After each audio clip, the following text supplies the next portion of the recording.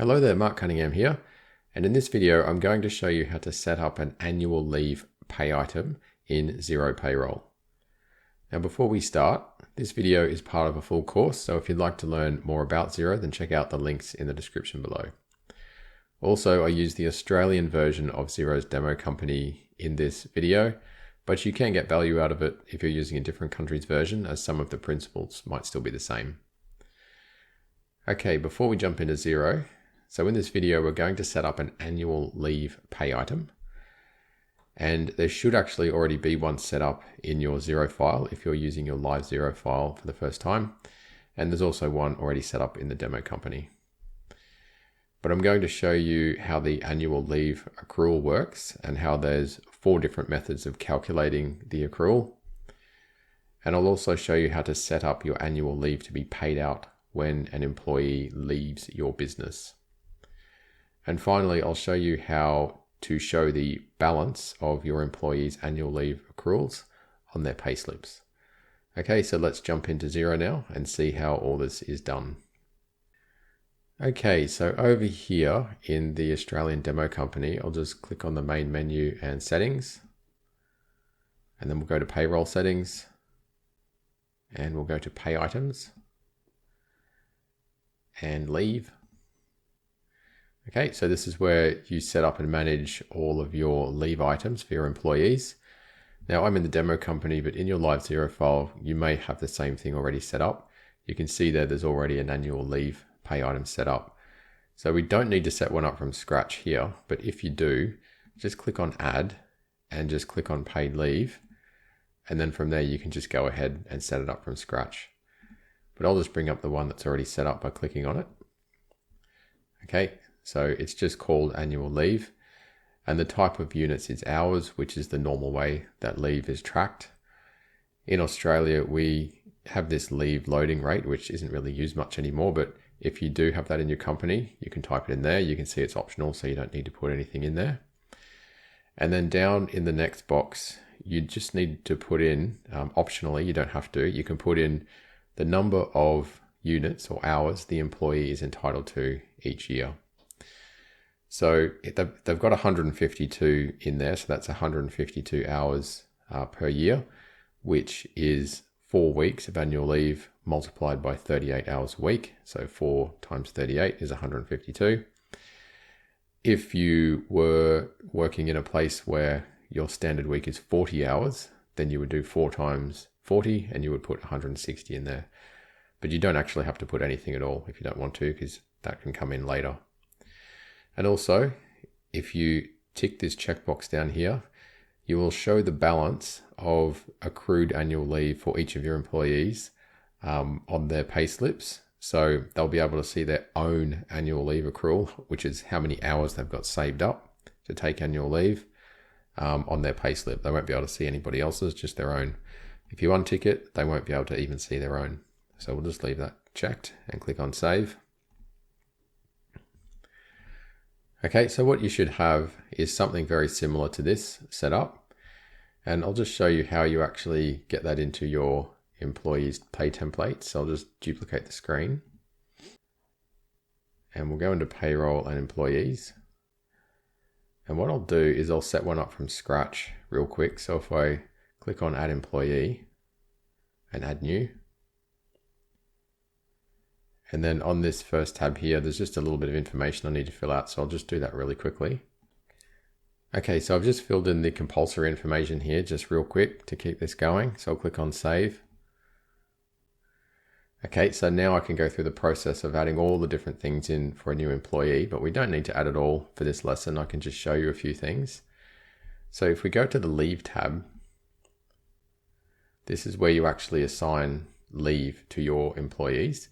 And you can see here that it's saying the employee must have a payroll calendar and ordinary earnings rate set up before we can put the leave in. And you do that over on this employment tab. So we can click on there, or we can just click on this button here that they've given us. And as you can see, it took us to the employment tab. So I think we just need to put in a start date. So I'll just put in, say, 1st of March. I'm going to put him on the weekly payroll calendar. And then for ordinary earnings rate, I just want that to be ordinary hours, and that should be enough. So if I click on save, and then we go back to leave. Okay, so now it's saying that we can actually assign some leave types to this employee. Now, if you click on assign default leave types, it will bring in both annual leave and I believe it brings in also the personal carers leave there. So these two here, and the default leave items that are just set in Xero. So I could do it that way, or I could actually just do it individually by clicking on this button, which I will do. And so we're going to assign annual leave to this employee. Now, the next bit here, this is where you get your 4 different methods for calculating the annual leave accrual that will happen each time you run the payroll for this employee. So I'll run you through what each of them mean. There's the fixed amount each period, manually recorded rate, no calculation required, and based on ordinary earnings. If you hover over that little information icon there, you can get a little bit of information about each one there. So what we're going to do is I'll just go to the first one, so fixed amount each period. And you can see here it's asking for the number of hours that are accrued annually. So if it didn't bring through that 152 that we had over here, that we set up over here, you've actually got to type it in. So if I do type in 152, like that, Xero has gone and calculated that's 2.9151 hours every week that we paid this person. So if it was 160, so if we worked a 40-hour week and we had 4 weeks, then you can see there that it's given a little bit more accrual each week that he gets paid. So that's the 160 divided by the 52 weeks. So you can use this method to do that. Another way is manually recorded rate. And with that one, you actually just type in yourself how many hours each week that he's going to accrue of annual leave. So once again, if it was 160 hours for the year, divide that by 52, and that would be that. In fact, it's not quite 52. I believe it's slightly different to 52. If you had a different number you wanted to put in there, if for some reason it was 4 hours each pay, you just type it in. Now the next one is no calculation required, which means, as you can see with this information box, it's actually accruing no leave at all. So if you've got someone who doesn't accrue any annual leave, that's the one you use. And then finally, you've got based on ordinary earnings. Once again, you need to put in the annual entitlement here, so 160 hours, and then you can put in, say, that they work 40 hours per week, and it will go ahead and do the accrual for you, which will be just over 3 hours a week.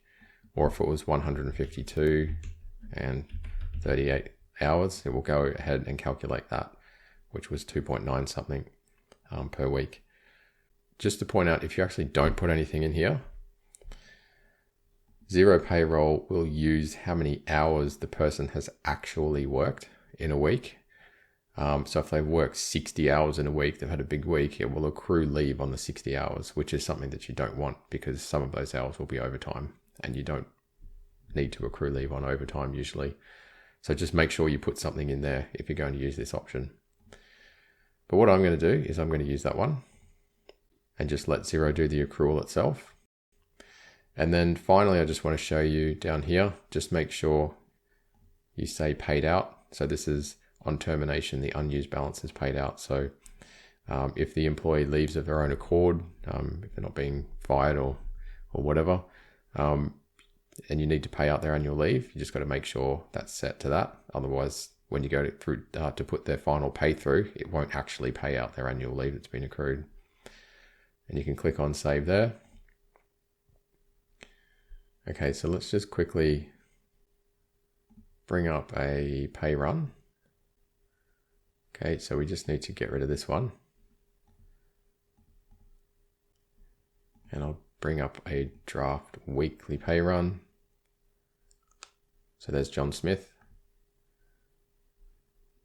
And you can see down there, he's accruing 2.9151 annual leave hours when we post this pay run, which is exactly how we set it up in here, 2.9151.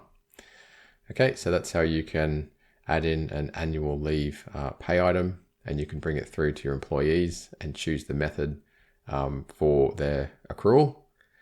And then when you go and create your pay runs and post them, it will bring that amount through here, and it will accrue annual leave for them.